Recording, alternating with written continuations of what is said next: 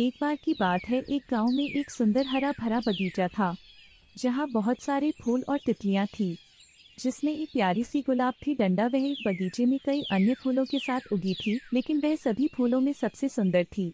उसकी चमकीली लाल पंखुड़ियां और मीठी गंध थी। एक दिन सुबह एक छोटा लड़का बगीचे में आया, लेकिन वह बहुत उदास था। उसने हाल ही में अपना कुत्ता खो दिया था। वह जमीन पर बैठ गया और रोने लगा। गुलाब ने लड़के को रोते हुए देखा और उसे उस पर दया आ गई। वह उसकी मदद करना चाहती थी, लेकिन नहीं जानती थी कि कैसे। अचानक गुलाब को एक विचार आया।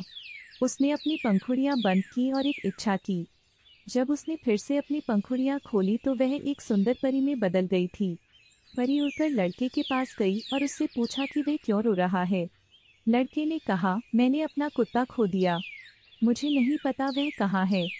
चिंता मत करो, परी ने कहा। मैं तुम्हें उसे ढूंढने में मदद करूंगी। परी और लड़का खोए हुए कुत्ते की तलाश में बगीचे में घूमे। उन्होंने झाड़ियों के नीचे और पेड़ों के पीछे तलाश की, लेकिन उन्हें वह कहीं नहीं मिला। आखिरकार परी को एक और विचार आया।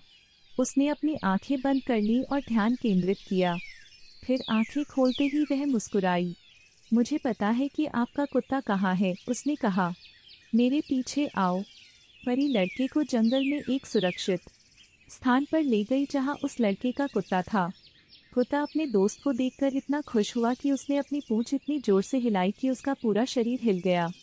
लड़का अपने कुत्ते को वापस पाकर बहुत खुश था। उसने परी को उसकी मदद करने के लिए धन्यवाद दिया। आपका स्वागत है, परी ने कहा। परियां इसीलिए हैं। परी ने लड़के और उसके कुत्ते को अलविदा कहा और फिर वह गुलाब के बगीचे में वापस चली गई। वह वापस गुलाब में बदल गई और वह वहां बढ़ती रही, जिससे उसे देखने वाले सभी लोगों को खुशी हुई। कहानी का सार, यहाँ तक कि सबसे छोटा प्राणी भी बड़ा बदलाव ला सकता है। बाय बाय फ्रेंड्स, फिर मिलेंगे एक नई कहानी के साथ। तो चैनल को लाइक और सब्सक्राइब करो। Bye bye.